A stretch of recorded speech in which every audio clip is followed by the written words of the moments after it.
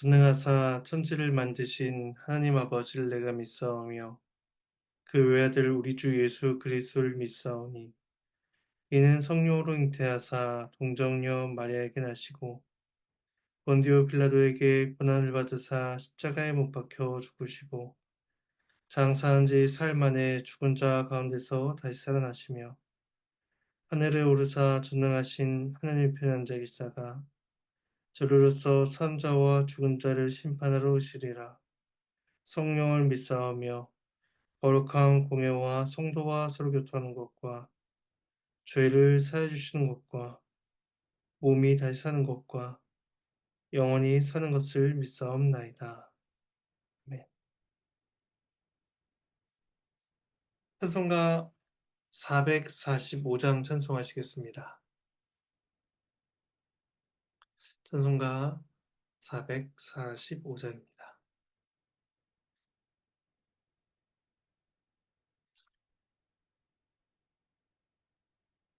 1절과 2절 찬송하시겠습니다. 예, 찬송하시겠습니다. 대산을 넘어 험곡에 가도 빛 가운데로 걸어가면 주께서 항상 지키시기로 약속한 말씀 변치 않네. 하늘의 영광, 하늘의 영광, 나의 맘속에 차고도 넘쳐 할렐루야를 힘차게 불러 영원히 주를 찬양하리. 캄캄한 밤에 다닐지라도 주께서 나의 길 되시고 나에게 밝은 빛이 되시니 길 잃어버릴 염려 없네. 하늘의 영광, 하늘의 영광, 나의 맘속에 차고도 넘쳐 할렐루야를 힘차게 불러 영원히 주를 찬양하리.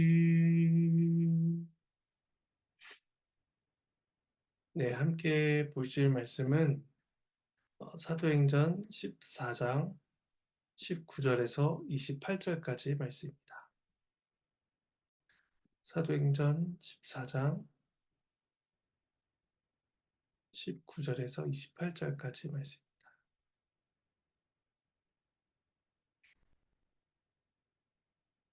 네, 말씀은 본문을 살펴가는 가운데 봉독하도록 하겠습니다. 이제 주의 말씀을 함께 나누겠습니다.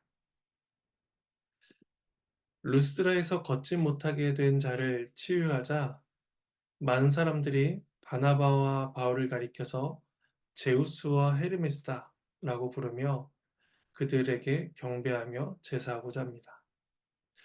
이에 바울은 그들의 동요를 잠재운 뒤에 복음을 전합니다. 이 내용이 어제 본문의 18절까지 내용이었습니다. 오늘 본문은 그 루스드라와 더베의 복음 전파를 끝으로 하여 바울과 바나바가 다시 이제 수리아 안디옥으로 귀환하게 되는 장면을 짧게 서술하고 있습니다. 이것으로 바울의 1차 전도 여행이 끝나게 되는데 단락을 따라 말씀을 살펴보겠습니다. 먼저 19절과 20절의 상반절까지 말씀입니다. 그래서 이제 루스드라에서 유대인들이 바울을 돌로 치는 장면입니다. 말씀을 봉독합니다. 유대인들이 안디옥과 이고니온에 와서 무리를 충동하니 그들이 돌로 바울을 쳐서 죽은 줄 알고 시외로 끌고 내치니라. 제 아들이 둘러섰을 때에 바울이 일어나 그 성에 들어갔다가 이전에 복음을 전했던 비시디아 안디옥과 이고니온 지역의 사람들이 루스드라까지 바울을 쫓아옵니다. 그들은 13장 50절에서 유력자들을 선동하여 바울과 바나바를 박해하게 하여 그 지역에서 쫓아내게 하였으며, 그리고 14장 5절에서 두 사도를 모욕하며 돌로 치려고 달려들기까지 했었습니다. 그들은 복음을 강하게 반대하며 핍박한 유대인들이었는데, 그 박해 강도가 13장, 14장에서 점점 강해지게 되고, 그리고 오늘 본문에 이르러서는 실제로 바울을 돌로 치는 장면으로 이어지게 됩니다. 분명히 그들 또한 바울이 행한 기적과 사람들의 변화와 그들의 반응을 목도했을 것입니다. 하지만 왜곡된 그들의 신념은 도무지 바뀌지 않았고, 바울을 거짓 선지자의 하나로 여겨 돌로 쳐 죽이게 되는 것입니다. 그 비시디아 안디옥에서부터 바울을 추격해온 유대인들의 그 열성은 참으로 대단했습니다. 그들의 모습은 과거 바울이 회심하기 전 그리스도인들을 붙잡기 위하여 이스라엘의 북쪽인 다메섹 지역까지 달려가던 바울의 모습을 떠올리게 하기에 충분합니다. 이전에 바울도 열심으로 복음을 핍박하는 자였는데, 이제는 복음으로 인해 핍박을 받는 자로 그 바울의 상황이 바뀌게 되었음을 보게 됩니다. 이 안디옥과 이고니온에서 온 자들은 무리들을 충동하여 바울을 돌로 쳐 죽이게 됩니다. 그리고 충동된 무리들 속에는 분명히 걷지 못하는 자가 나은 것을 보며 바울과 바나바에게 제우스와 헤르메스다라고 외치던 자들도 분명히 있었을 것입니다. 그들의 환호와 뜨거움은 순식간에 식어버려서 살인자들의 충동에 넘어가고 맙니다. 이러한 그들의 모습은 복음서에 기록된 유대 군중들의 모습과 매우 유사합니다. 유대인들은 예루살렘에 입성하신 예수님을 환영하며 다윗의 자손이다라고 외쳤지만, 이내 곧 예수를 십자가에 못 박으라 라고 외친 자들로 바뀌어버렸기 때문입니다. 이전 복음에 대한 반대는 그리스도와 그를 따르는 자들에게 동일하게 나타나고 있는 것입니다. 유대인들과 충동된 무리에 의해서 바울은 돌에 맞아 죽게 됩니다. 학자들은 바울이 자신서신에서 죽었다 살아난 것을 언급하지 않기 때문에 죽지 않은 것이다 라고 설명을 합니다. 물론 바울이 죽은 것이 아니라고 할지라도 유대인들의 마음, 유대인들의 목적은 분명히 바울을 죽이려고 했고, 또 그들이 바울이 죽었다라고 생각했다는 점입니다. 이후에 고린도후서 11장 25절에서 바울은 자신이 한 번 돌에 맞았다라고 언급하는 것을 볼 수가 있는데, 그것은 루스드라에서 돌에 맞은 사건을 이야기하고 있는 것이라 보여집니다. 유대인들이 보기에 바울은 분명히 죽었습니다. 그리고 죽은 바울을 시외로 내친 뒤에 그들이 왔던 성으로 돌아갑니다. 그들이 돌아간 후 제자들이 쓰러진 바울에게 모여들었고, 죽은 줄 알았던 바울이 일어나 함께 루스드라로 들어갑니다. 바울이 돌에 맞고 끌려가고 있을 때에 제자들이 무엇을 했는지 나타나지 않습니다. 유대인들이 떠난 후에 제자들이 온 것을 보면 제자들이 적극적으로 나서서 바울을 보호하지는 못했던 것으로 보여집니다. 그 제자들은 복음을 받아들인 지 얼마 되지 않은 자들로서 생명을 위협하는 환난 앞에서 어찌해야 될 바를 알지 못했던 것입니다. 그러나 성경은 그를 여전히 제자라고 부르고 있다는 점입니다. 제자들은 죽은 듯 보이는 바울 곁으로 나아왔고, 제자들이 왔을 때에 하나님 바울을 일어나게 하심으로써 그들에게 소망과 위로를 다시금 경험하게 하십니다. 그리고 자리에서 일어난 바울은 다시 루스드라 성으로 들어가서 하루를 묵게 됩니다. 그리고 이어진 20절 하반절에서 21절 상반절은 더베에서 복음을 전하는 내용이 짧게 언급되어 있습니다. 말씀을 봉독하겠습니다.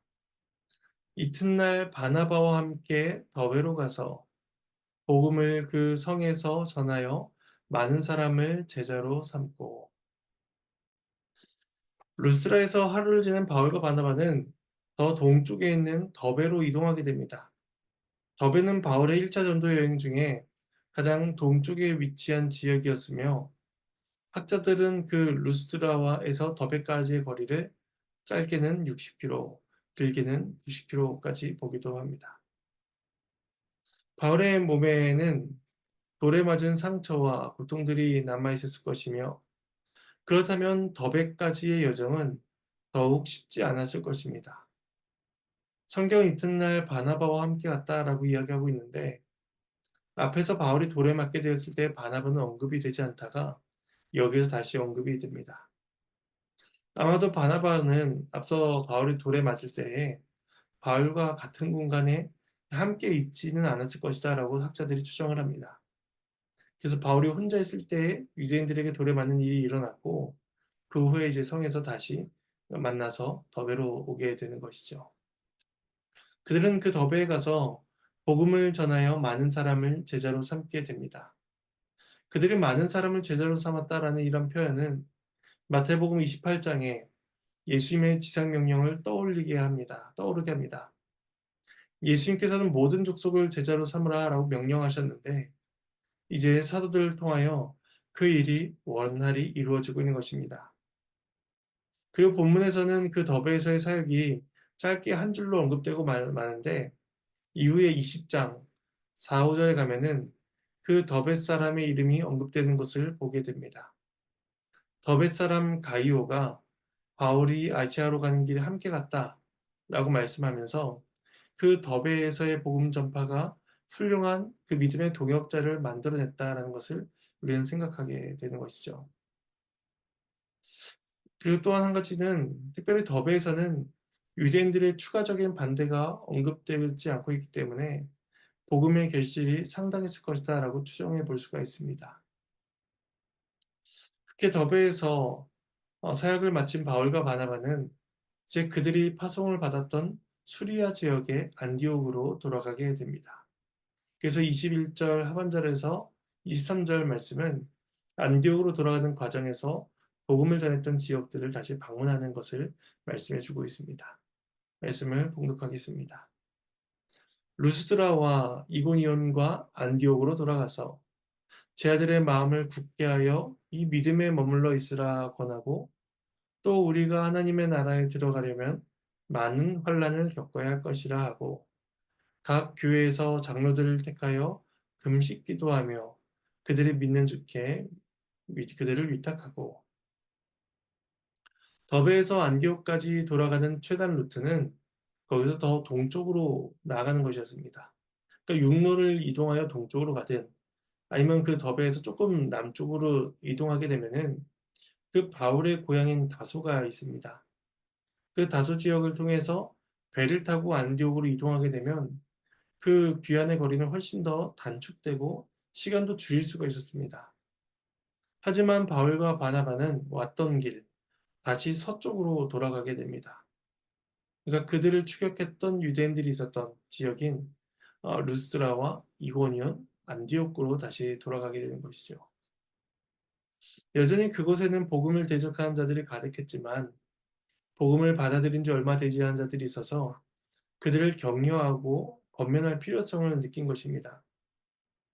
바울과 바나바는 새 성도들이 마음을 굳게 하여 믿음 안에서 계속 거하고 또 하나님 나라에 들어가는 데에 혼란을 많이 겪게 될 것이다 라는 사실을 가감없이 가르쳐 줍니다.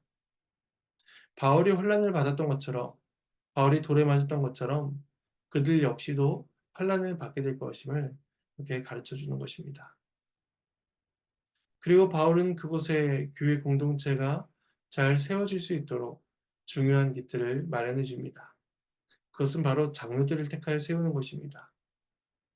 이 장로들을 세우는 것은 예루살렘 교회 밖에 장로들에 대한 첫 번째 언급으로서 여기 기록되어 있습니다. 신앙생활을 하게 된 성도들은 이제 홀로 믿음의 여정을 걸어가는 것이 아니라 교회에 속해서 장로들의 지도와 권면을 받으며 개인이 아니라 함께 세워지게 되는 것입니다. 이렇게 바울과 바나바는 교회 지도자를 세운 뒤에 금식 기도를 통해 간절히 주의 도우심을 하나님께 드린 뒤 다시 또 길을 떠나게 됩니다. 24절과 26절은 이후의 귀한 과정을 설명해 줍니다. 말씀을 봉독하겠습니다. 비시디아 가운데로 지나서 밤빌리아에 이르러 말씀을 버가에서 전하고 아탈리아로 내려가서 거기서 배 타고 안디옥에 이르니 이곳은 두 사도가 이룬 그 일을 위하여 전에 하나님의 은혜에 부탁하던 곳이라. 바울과 바나바는 비시디아 안디옥에서 남쪽으로 내려와 밤빌리아 지역의 버가에서 말씀을 전합니다. 버가는 13장 13절 14절에서 처음 방문하였는데 그때에는 마가 요한이 예루살렘으로 돌아갔다 라는 사실만 기록하고 이 복음 사역에 대해서는 언급을 하지 않았습니다. 근데 여기에서는 그 버가에서 복음을 전했다, 말씀을 전했다라고 짧게 언급이 됩니다. 그리고 버가에서 말씀을 전한 뒤에 항구 도시인 아탈리아로 이동을 합니다. 이곳에서 배를 타고 수리아 안디옥으로 돌아가게 되는 것이죠. 26절에서는 안디옥을 가리켜서 두 사도가 이룬 그 일을 위하여 전에 하나님의 은혜 부탁하던 곳이다 라고 표현합니다. 그 앞서 13장 2절에서 이렇게 말씀합니다. 성령이 이르시되 내가 불러 시킨 일을 위하여 바나바와 사울을 따로 세우라 이렇게 명하셨는데 이제는 성령이 시키신 그 일을 바울과 바나바가 잘 완수하여 돌아왔다라고 이야기하고 있는 것이죠. 그래서 그 일은 특별히 하나님의 은혜에 의해서 부탁했던 것인데 두 사람의 안전한 귀환은 하나님의 은혜가 그들에게 임하였다라는 것을 보여줍니다. 물론 그 모든 과정 속에서는 환난과 고난이 있었고 돌에 맞아 죽는 듯한 그 일도 있었지만 그럼에도 하나님께서 그들을 은혜 가운데 돌보셨다라는 사실을 고백하게 되는 것입니다. 따라서 그들이 함께 모여 하나님의 그 귀한 은혜를 나누게 됩니다. 27절 마지막 28절 말씀입니다. 그들이 이르러 교회를 모아 하나님이 함께 하신 모든 일과 이방인들에게 믿음의 문을 여신 것을 보고하고 제자들과 함께 오래 있으니라. 하나님의 말씀입니다. 하나님께 감사합니다. 교회가 파송한 그 두 명의 선교사들이 귀환하여 온 교회가 그 선교 보고를 받는 것은 자연스러운 일이었습니다.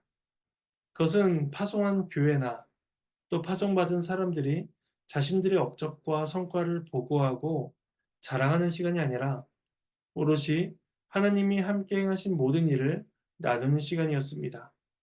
그래서 하나님을 찬양하며 하나님이 행하신 일에 온 교회가 영광을 돌리는 복된 시간이 되는 것입니다.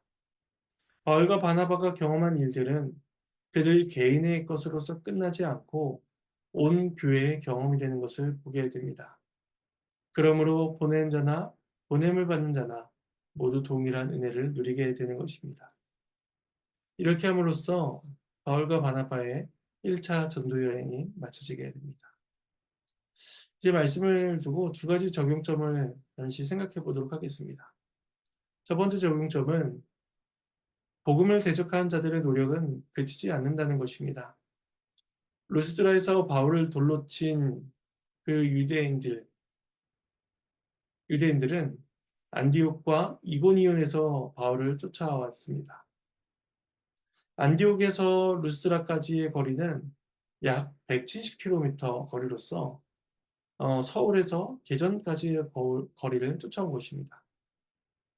이고니온에서 루스드라까지의 거리는 약 45m에서 5, 60 정도 킬로로 봅니다.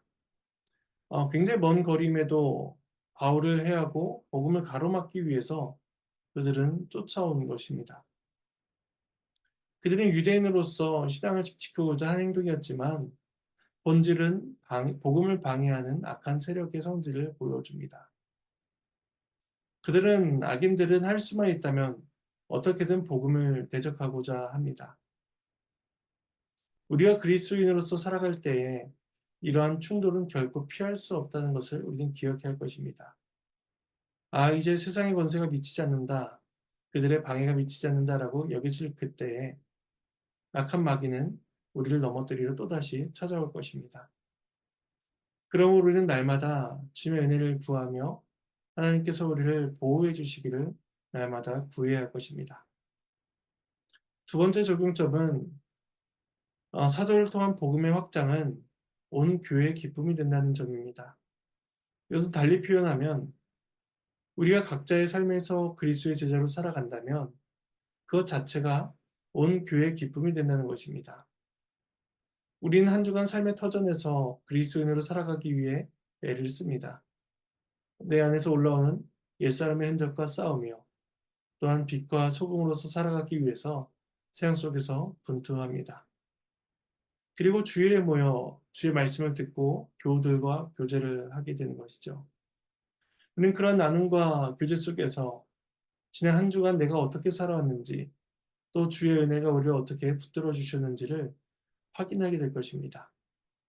그리고 하나님께서 우리와 함께 하신 일을 기억하며 함께 교우들이 기뻐하고 하나님께 영광 돌리는 시간을 갖게 되는 것이죠. 곧 성도 개개인의 삶이 이제 교회를 통해서 나뉘어지며 그 개인의 삶을 통해서 온 교회가 기쁨을 나누는 일이 일어나게 되는 것입니다. 우리 이 사실을 기억하며 우리의 모든 삶에서 그리스도의 제자로 살아가기를 애쓰고 또 교회로 모여서 더불어 온 교회가 함께 기쁨을 누리는 그 교제를 충만히 누려야 할 것입니다. 그래야 우리가 주의 도우심을 구하고 함께 모여 주께 영광 돌리는 그 복된 일들이 우리 삶 가운데 함께 있기를 간절히 소망합니다. 제가 잠시 기도하겠습니다. 하나님의 은혜에 감사를 드립니다. 복음에 대한 끊임없는 박해와 어려움 속에서도 그 하나님의 나라가 점점점 전파되게 하시고 확장되게 하심에 감사를 드립니다. 또 그 소식을 함께 나눔으로 인하여서 한 개인의 기쁨, 한 개인의 영광이 아니라 온 교회의 기쁨과 감사가 되게 하심에 참으로 감사를 드립니다. 우리의 삶을 통하여서 하나님께서 홀로 영광 받기를 원하오며 또 특별히 온 교회의 기쁨이 되기를 원합니다. 주께서 우리를 붙들어 주시고 끊임없는 복음의 대적 속에서도 우리를 안전히 평안히 거하게 하여 주시옵소서. 감사드리며 이 모든 말씀 예수님의 이름으로 기도드립니다. 주님께서 가르치신 기도로 마치겠습니다. 하늘에 계신 우리 아버지여 이름이 거룩히 여김을 받으시오며 나라가 임하시오며 뜻이 하늘에서 이루어진 것 같이 땅에서도 이루어지리이다. 오늘 우리에게 일용할 양식을 주시옵고 우리가 우리에게 죄진 자를 사해 준 것 같이 우리의 죄를 사해 주시옵고 우리를 시험에 들게 하지 마시옵고 다만 악에서 구하시옵소서. 나라와 권세와 영광이 아버지께 영원히 싸움나이다. 아멘.